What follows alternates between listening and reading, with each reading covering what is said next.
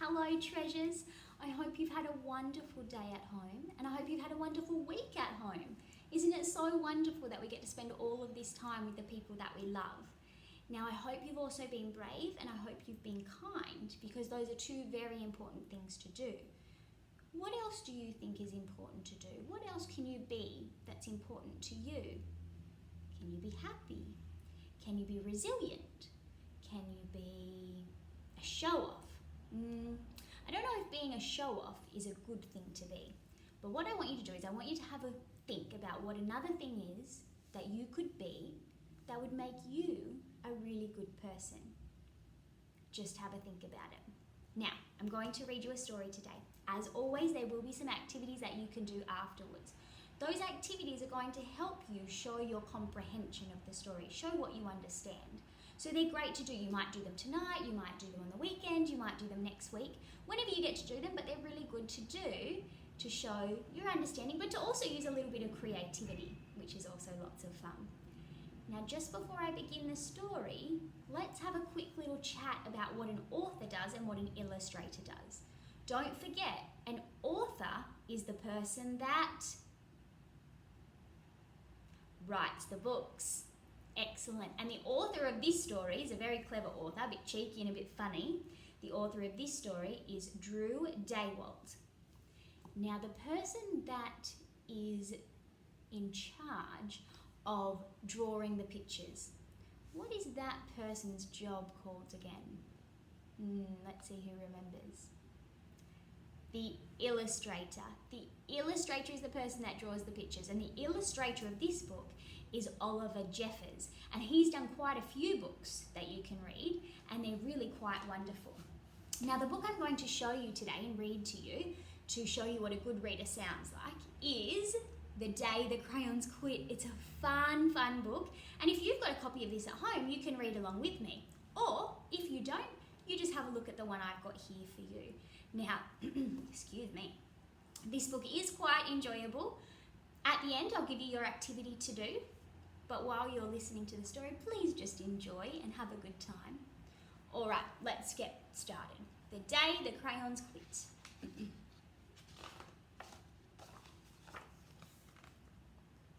One day in class, Duncan went to take out his crayons and found a stack of letters with his name on them. It says, to Duncan. Hey Duncan, it's me, Red Crayon. We need to talk. You make me work harder than any of your other crayons. All year long I wear myself out colouring fire engines, apples, strawberries and everything else that's red. I even work on holidays. I have to colour all the Santas at Christmas and all the hearts on Valentine's Day. I need a rest. Your overworked friend, Red Crayon.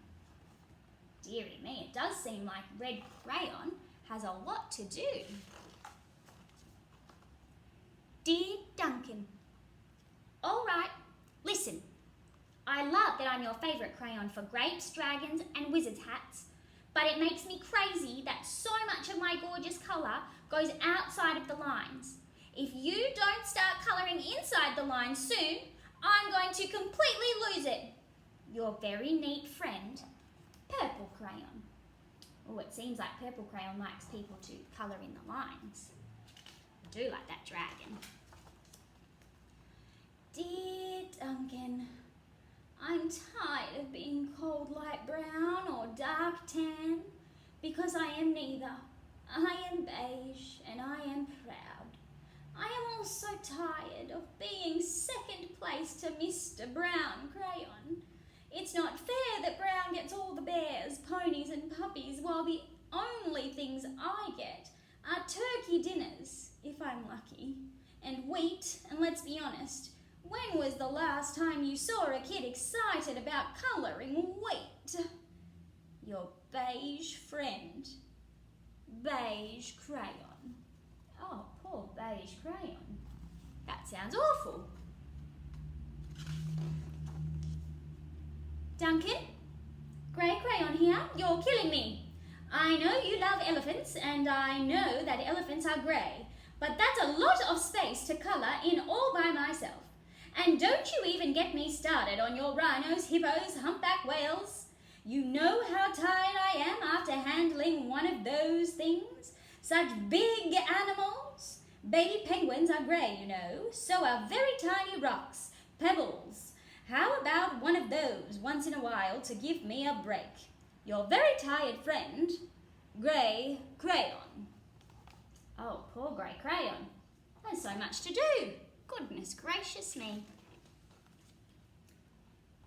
Dear Duncan, you colour with me, but why? Most of the time, I'm the same colour as the page you are using on me, white. If I didn't have a black outline, you wouldn't even know I was there. I'm not even in the rainbow. I'm only used to colour snow or to fill in empty space between other things. And it leaves me feeling, well, empty. We need to talk.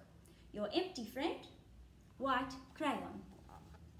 Oh, poor White Crayon. These crayons seem to have a hard job. Hi, Duncan.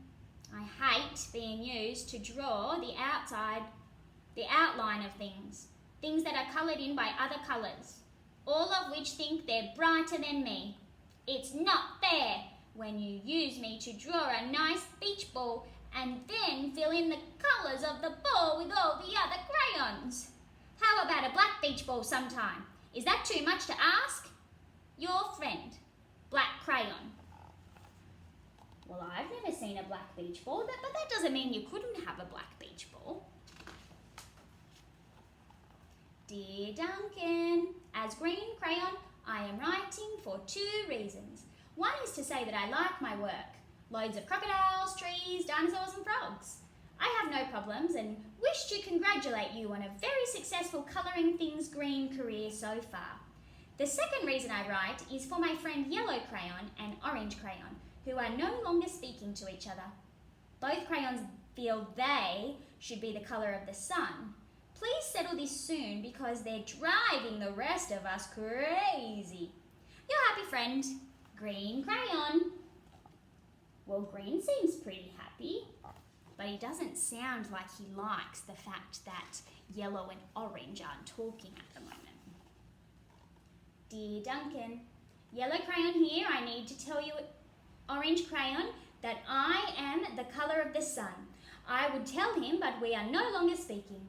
And I can prove I'm the colour of the sun too. Last Tuesday, you used me to colour in the sun on your Happy Farm colouring book. In case you've forgotten, it's on page 1. You can't miss me. I'm shining down brilliantly on a field of yellow corn. Your pal, and the true colour of the sun, Yellow Crayon. Yellow is my favourite colour. I wonder what yours is. Dear Duncan, I see Yellow Crayon already talked to you, the big whiner. Anyway, could you please tell Mr. Tattletale that he is not the colour of the sun? I would, but we're no longer speaking. We both know I am clearly the colour of the sun because on Thursday you used me to colour the sun on both the Monkey Island and the Meet the Zookeeper pages in your day at the zoo colouring book. Orange, you glad I'm here? Ha! Your pal and the real colour of the sun, Orange Crayon. Well, he seems cranky. Woo! Dear Duncan, it has been great being your favourite colour this past year and the year before and the year before that. I have really enjoyed all those oceans, lakes, rivers, raindrops, rain clouds and clear skies. But the bad news is that I am so short and stubby I can't even see over the railing in the crayon box anymore. I need a break. Your very stubby friend, Blue Crayon. Blue is a pretty fabulous colour if I do say so myself. Duncan, okay, listen here kid. You have not used me once in the past year. It's because you think I am a girl's colour, isn't it? Speaking of which, please tell your little sister I said thank you for using me to colour in her little princess colouring book. I think she did a fabulous job of staying inside the lines. Now, back to us. Could you please use me sometime to colour the occasional cowboy, pink dinosaur, or monster? Goodness knows they could use a splash of colour. Your unused friend, Pink Crayon. Pink seems grumpy too. Hi Duncan, it's me, Peach Crayon. Why did you peel off the paper off my... Why did you peel off my paper wrapping? Now I'm naked and too embarrassed to leave the crayon box. I don't even have any underwear. How would you like to go to school naked? I need some clothes. Help! Your naked friend, Peach Crayon. I wonder why Duncan did take that wrapper off him. Well, poor Duncan just wanted to colour, and of course he wanted his crayons to be happy, and that gave him an idea. There's all the letters that the crayon sent him, all addressed to Duncan. When Duncan showed his teacher his new picture, she gave him an A for colouring. Look how beautiful that picture is, so bright and colourful. And none of them have been used more than the others, and all of them have got things drawn in them that they asked for or that they wanted to be coloured for. Look, there's a black rainbow up there. That's pretty legendary. Amazing. Duncan did such a good job. And an A+ for creativity. Isn't that book a bit fun? Those cranky crayons, and then they all get what they want in the end because Duncan is so awesome. So what I want you to do is I want you to have a think about what colour crayon you might be. And what might your problem be with being that colour? So pick a colour crayon, and then I want you to write a letter to Duncan and tell him why you're cranky. Make it different to the one in the story, because it's good to use our imaginations and think about why we might be cranky if we were that colour being used or not being used. So, you're going to pick a colour, you're going to write a letter to Duncan about why you're cranky being that colour, and then you can read it to somebody else to show them. Now, if you're little and that seems a little bit tricky for you, you could think of some ideas, draw your coloured crayon in the right colour, and then explain to Mum, Dad, Nana, Pop, whoever you can. Call someone on Skype or on FaceTime and tell them why you don't want to be that coloured crayon anymore. Have a wonderful night. I think you're all wonderful. I think your mums and dads are wonderful too. Make sure you be brave and you be kind. Bye, little legends.